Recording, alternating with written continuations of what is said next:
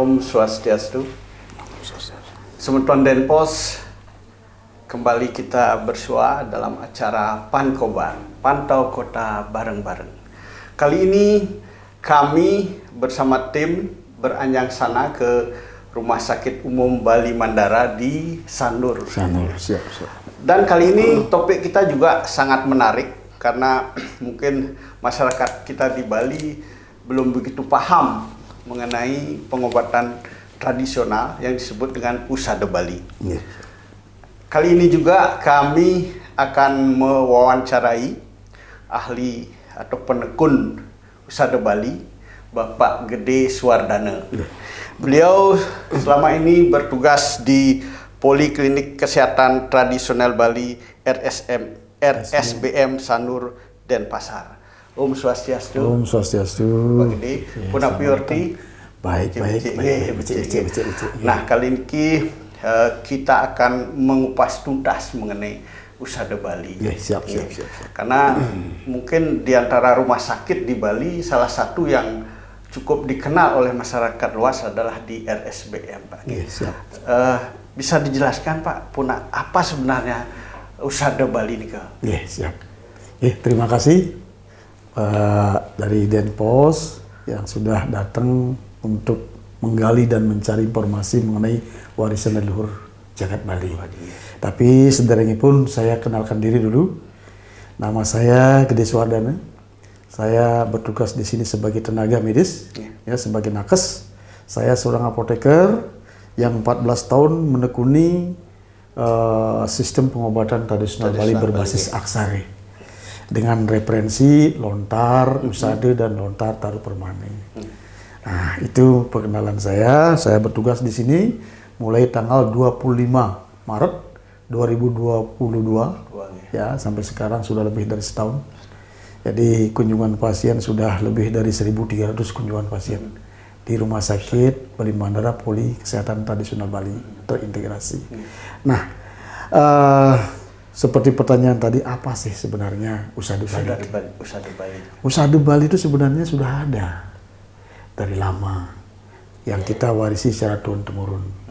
Cuman dasar pengetahuannya adalah berbasis lontar. Ganti lontar usada. Lontar usada dan lontar taruh permanen. Mengenai usadanya itu adalah seperti lontar kalimusade kalimusidi, Buddha kecapi, dan banyak lontar-lontar usada yang lain yang tersebar di seluruh Bali.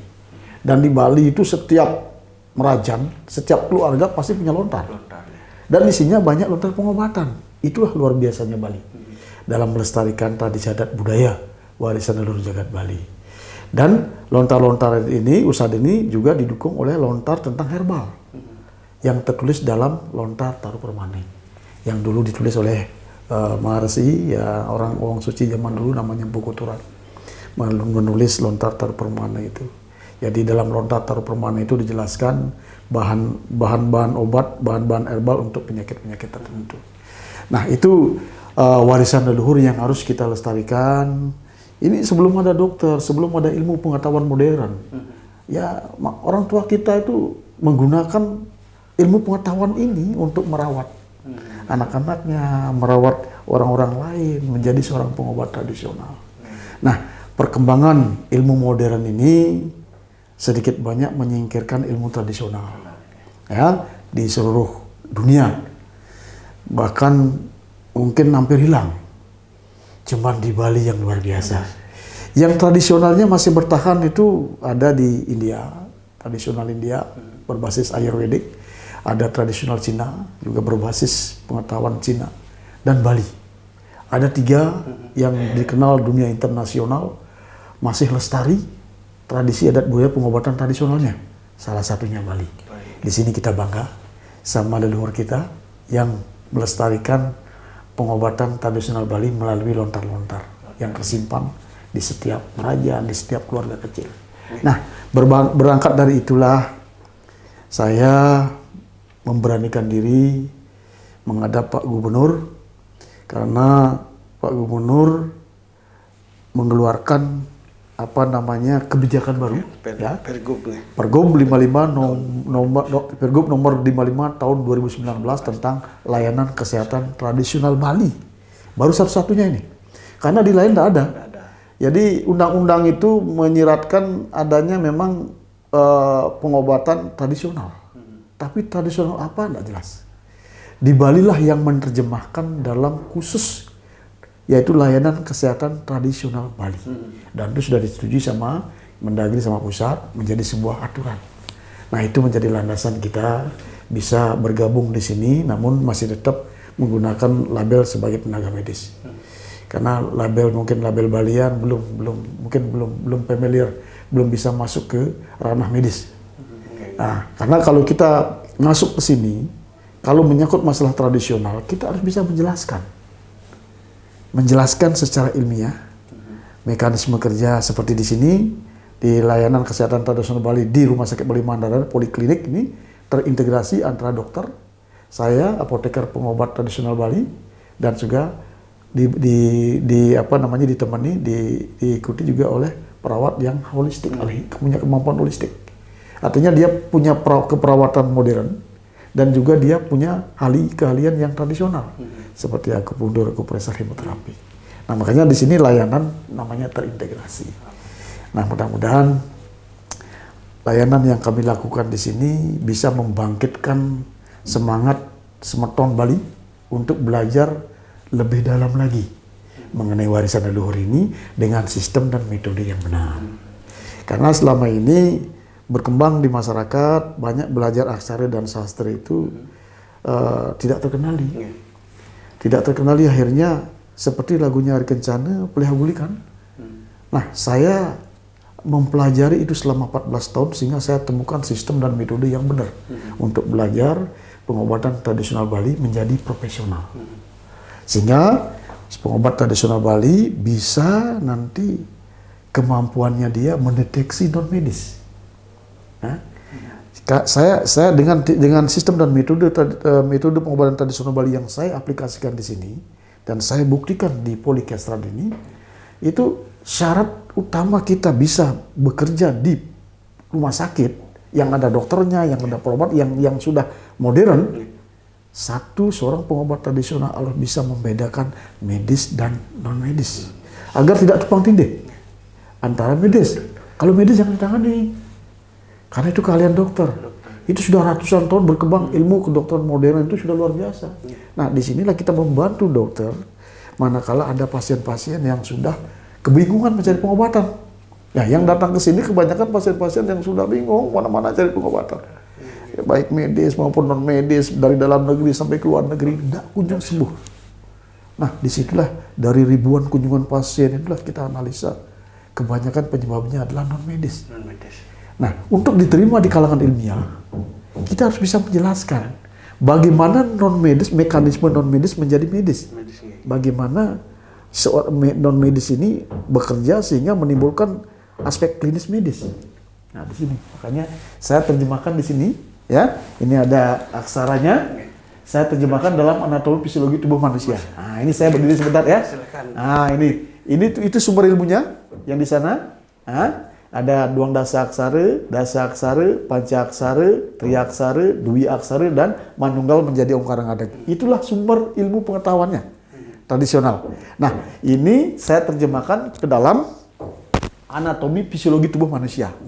Jadi ada di sini posisi sastra aksara di dalam tubuh kita. Di sini kita gambarkan di sini, makanya nanti kita dari sinilah kita bisa jelaskan kepada medis bagaimana non medis itu bisa menjadi medis. Artinya bisa mendeteksi, Pak Gede. Bisa mendeteksi.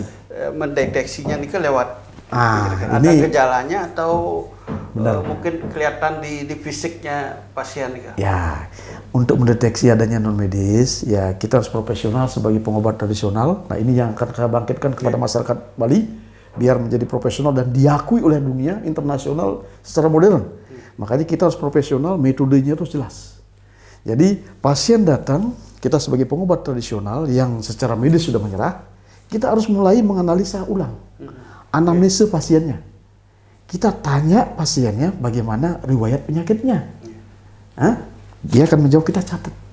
Sudah itu kita tanya bagaimana pasien itu riwayat mencari pengobatannya kemana saja.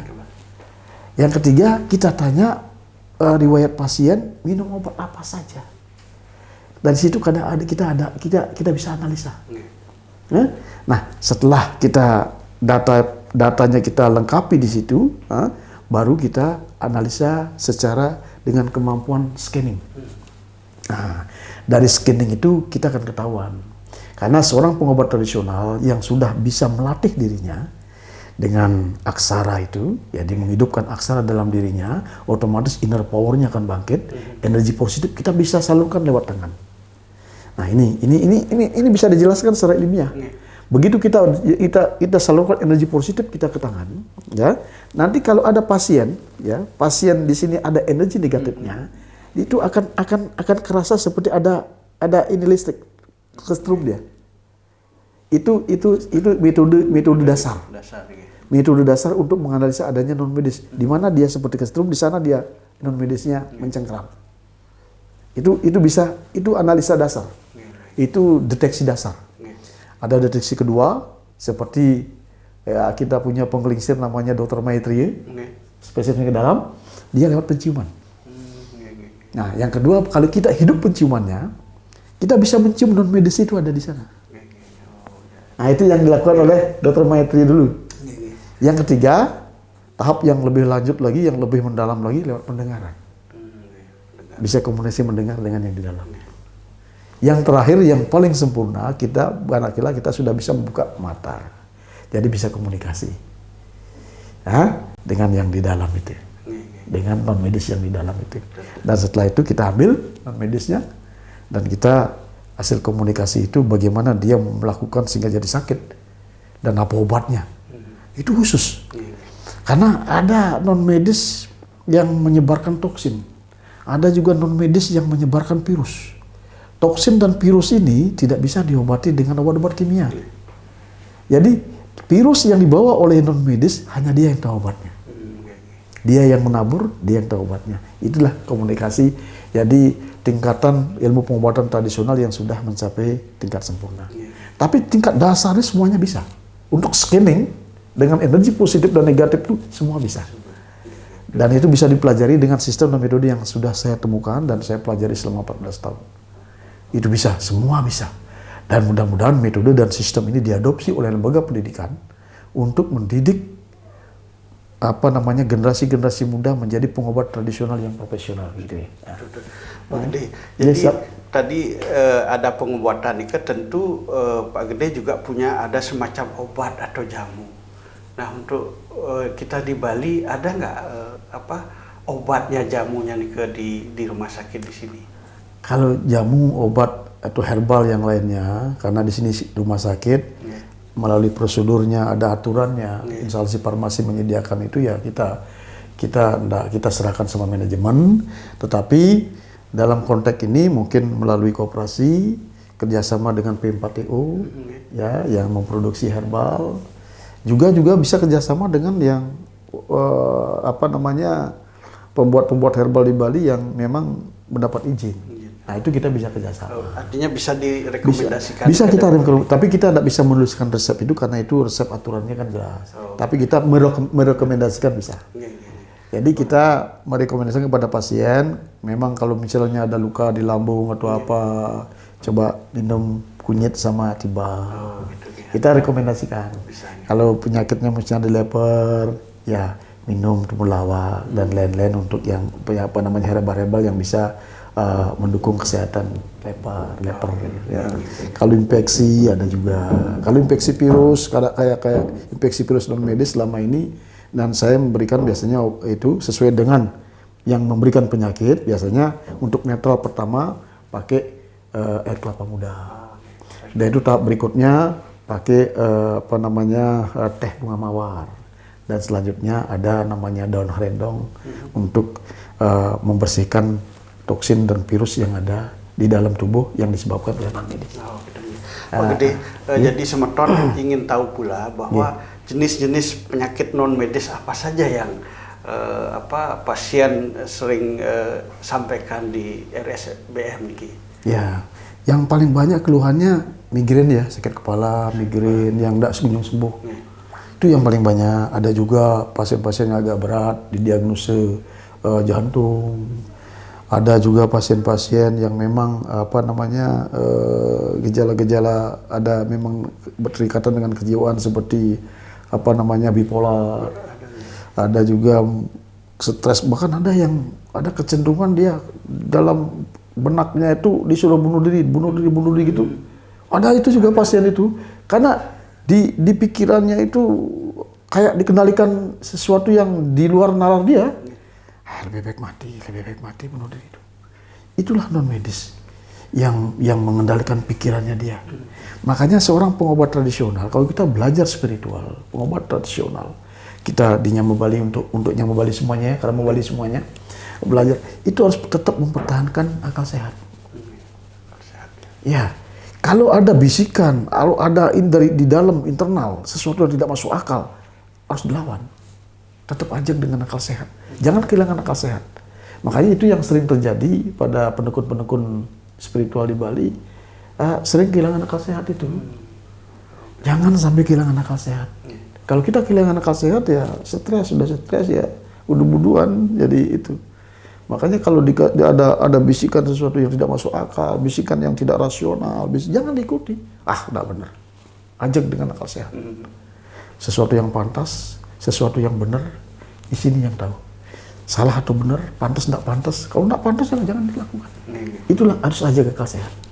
Nah, itu. Jadi berapa jenis penyakit yang sudah ditangani Pak Gede di sini? Banyak sekali jenis. Mungkin kita ambil beberapa case ya. Boleh. Nah, ini ada beberapa case. Kita ambil beberapa case. Mungkin salah satunya adalah ini pasien dengan nomor rekam medis 12 berapa ini? Ini biar jelas, biar akurat datanya ya, detail. Tapi kita tidak menyebut nama. Nama pasien kita tidak sebut. Ini pasien dengan datang kemarin dengan nomor rekam medis 12.69.60. Ini pasien dengan datang dengan keluhan saraf ya. Diagnosenya adalah stroke tangan kiri. Diagnosenya. Dan sudah melakukan perawatan baik medis dan non medis ya tak kunjung sembuh. Ya ini rujukan dari rumah sakit lain ke rumah sakit Bali Mandara. Ini rujukan. Dia sudah ke rehab, polisaraf, fisioterapi, sudah semua dia. Sudah semua dia ini. Jadi setelah datang ke sini, kita analisa secara terintegrasi, ternyata penyebabnya non medis. Jadi ada yang mutar ke sini, ada yang pegang di kiri ini, ya. Ada juga memutar di dada, ada yang di kepala. Ini yang menimbulkan pasien itu ya gejalanya seperti medis seperti itu. Nah, setelah kita keluarkan non medisnya, kita perbaiki sistem sarafnya. Kita perbaiki sistem saraf dan juga sistem kardiovaskulernya, ya pasien merasakan langsung membaik ya. Dan tangan kiri langsung bisa digerakkan. Itu langsung bisa digerakkan karena ada cengkraman di sini yang ini mencengkram ini. Kalau mencengkram, kalau kita keluarkan langsung dia. Di sini dicengkram, akhirnya nggak bisa gerak dia tangan kirinya. Maaf nih sarafnya atau apanya yang sistem sarafnya sistem saraf yang di sini, sistem muscle dan saraf. Ada otot, ada saraf yang dicengkram di sini. Begitu kita keluarkan non medisnya langsung bisa bergerak. Untuk teknik pengobatannya ke bagaimana Pak Gede? Apakah ditotok atau apa istilahnya? Itu untuk perawatan. Itu setelah kita lakukan tindakan secara tradisional untuk mengeluarkan non medisnya, nanti dilanjut dengan perawatan, akupunktur, akupressor juga. Tapi dalam sistem tahap awal sistem itu juga karena ini pikiran juga perlu kita tenangkan dengan hipnoterapi. Pasien direlaks semua, rilekskan semuanya kita ambil. Itu pasien langsung merasakan. Itu luar biasa, langsung itu bayangin kayak menang 1 miliar itu. Bayangin tangan kayak gini, begitu kita ambil non medisnya langsung bergerak bisa. Itu luar biasa. Terima kasih. Berikutnya apakah perlu pengobatan lagi? Ya mungkin perbaikan sistem saraf dan sistem muscle-nya yang kaku, itu perlu perawatan dari tim perawat yang memiliki kemampuan holistik. Ya, jadi perawatan secara modern dan juga perawatan secara tradisional, baik akupresur, akupunktur dan juga hipnoterapi untuk relaksasi. Itu yang kami lakukan di sini, tapi tetap dipantau oleh seorang dokter. Pasien pertama diterima oleh dokter, terakhir juga dimonitor oleh dokter. Karena penanggung jawab poli adalah dokter. Betul. Pak Gede, Ya, siap. Semeton juga ingin tahu, mungkin ada juga pasien yang kena magic misalnya atau penglihatan dan sebagainya, bisa nggak diobati Diki? Ya, kalau namanya non medis ya, kalau di sini namanya non medis ya. Yeah. Kalau di luar ya namanya magic. Magic ya. Ya, kalau kita bicara di rumah sakit ya medis non medis. Kalau di luar mungkin bisa dibilang magic, bisa dibilang leak, santet, itu kan nama-nama yang diginikan sama masyarakat, istilah-istilah yang masyarakat. Tapi yang jelas itulah non medis. Tapi kebanyakan memang non medis ya penyebabnya itu ya kena gangguan magic. Itu intinya. Tetapi di sini kita pembahasannya adalah medis non medis. Tapi kebanyakan memang karena magic itu tidak terdeteksi secara medis. Itulah medis. Itulah namanya non medis. Namanya penyakit non medis penyakit non medis itu penyakit yang memang tidak bisa dianalisa secara medis, secara kedokteran modern, dan tidak bisa terdeteksi oleh alat diagnostik secanggih apapun. Itulah keberadaan kita, itulah yang seharusnya diambil oleh teman-teman di medis untuk bekerja bersama dalam suatu ruangan dengan tujuan yang sama. Tujuannya apa? Kesembuhan pasien. Dan ada edukasi kepada masyarakat bahwa memang di balik medis ada non medis. Kalau sudah 2-3 kali sampai 4 kali ke dokter tidak ditemukan diagnosis yang pasti dan tak sembuh-sembuh, di sanalah masyarakat harus mulai berpikir ada sesuatu di luar medis. Nah, di sinilah tempatnya. Di sinilah tempatnya. Di Poli Kesehatan Tradisional Bali terintegrasilah tempatnya untuk mencari solusi yang tidak bisa diselesaikan di tempat lain. Karena di sini layanannya terintegrasi. Jadi ada dokter, ada saya, seorang apoteker, penekun pengobat tradisional Bali, ada juga perawat yang punya kemampuan holistik, baik modern maupun tradisional. Pak Gede, rata-rata setiap hari berapa warga yang datang ke Rata-rata RSPM? setiap hari 4 pasien ya. 4 pasien. Rata-rata. Dari Makanya pagi sampai? dari pagi sampai jam 2 bukanya. Jadi pendaftarannya dari setengah 8 sampai jam 12, layanannya jam 8 sampai jam 2. Jam 2 itu layanan, karena sore belum buka, baru layanan pagi saja. Nah, ini mungkin perlu saya informasikan kepada masyarakat di Bali manapun berada, kita punya kebanggaan tersendiri dengan ilmu Bali yang luar biasa, yang bisa diterima oleh dunia modern, ya, dan bisa bekerja sama-sama untuk tujuan yang sama, yaitu kesembuhan pasien.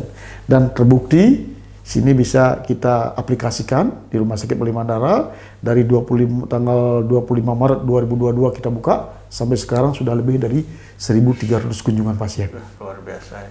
Sudah lebih dari 1.300 kunjungan pasien yang bisa kita bantu. Itu rata-rata pasien yang datang itu ya sudah bingung cari pengobatan. Masyarakat dari luar Bali ada juga? Ada juga. Jadi dari Jakarta, Surabaya, Kalimantan, Sulawesi, ada juga. Luar biasa. Ada juga. Ada juga yang mendengar informasi. Bahkan kemarin ya kita terima kasih banyak. Mungkin sudah viral ya di Jakarta. Ya beliau Dirjen Kementerian Kesehatan, Dirjen Kesmasnya ya hadir di sini untuk mencari tahu. Ya kita jelaskan, beliau juga kaget kenapa non medis menjadi medis kok bisa rasional gitu. Inilah kebanggaan kita di Bali, bagaimana mengangkat ilmu tradisional Bali, kearifan lokal bisa diterima di dunia internasional yang modern. Bisa bekerja bersama-sama untuk tujuan yang sama. Nah, itu Wah, luar biasa. Semeton Denpos, semoga apa yang disampaikan tadi oleh Pak Gede Suwardana bermanfaat bagi kita semua, dan jangan segan-segan kalau misalnya ada warga yang istilahnya tidak bisa disembuhkan dengan berbagai pengobatan, mungkin bisa mencoba ke beliau Pak Gede. Rumah Sakit Bali Mandara. Ya, luar biasa. Demikian Semeton Denpos, semoga bermanfaat bagi kita semua dan sampai jumpa. Om Santi. Om.